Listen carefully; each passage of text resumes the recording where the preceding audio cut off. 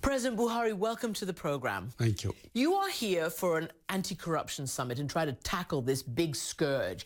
Of course, it's been overshadowed by what the Prime Minister said to the Queen about your country in Afghanistan, calling you fantastically corrupt. What is your reaction to that? Well, I think he's been honest about it. He is talking about what he knows about the two of us, Afghanistan and Nigeria. And by what we are doing in Nigeria by the day, I don't think you can fault him. I hope he did not address the press. He said it privately and somehow you got to know it. That's true. He said it privately. He didn't think that it was going to be broadcast, but it was.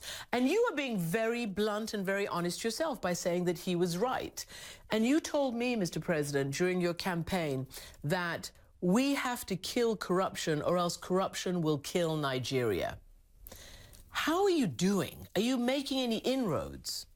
Yes, we are. And those that are following the developments see it.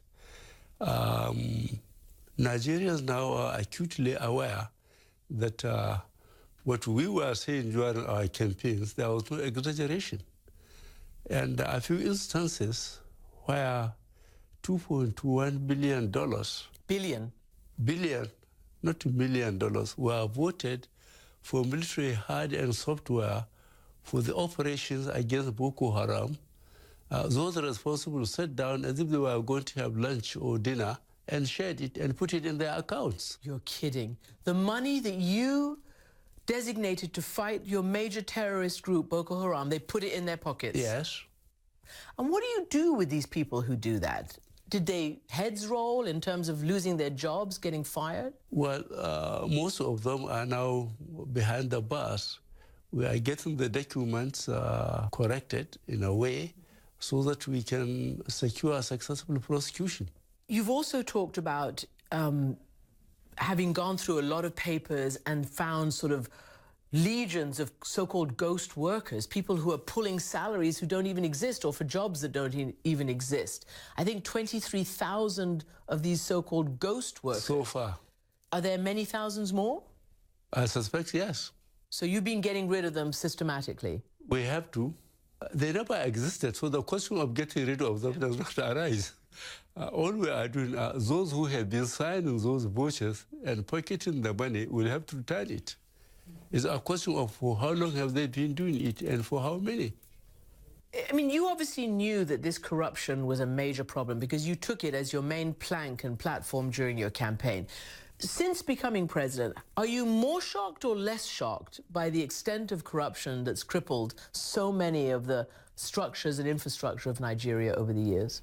Much more shocked. You're more shocked? Yes. The issue of Boko Haram is something that the whole world is looking at Nigeria for, particularly these poor girls, the Chibok girls, who've become an international symbol for all that is wrong with this terrorism, with this radical Islamism, and with the attack on civilians, especially girls. Give me a status report of your promise that you would have defeated Boko Haram, you know, by the first year of your presidency. Well, those following us closely will know that when we came in, Boko Haram was holding at least 14 out of 774 local governments in Nigeria. They fixed their flag and called it some sort of republic, caliphate of some sort. But now, you ask people of that state, Borno, Boko Haram is not holding any particular local government. But what they are doing, they have gone down to technology, improvised explosive devices for soft targets, churches, mosques, marketplaces, motor parks, and just killed people en masse.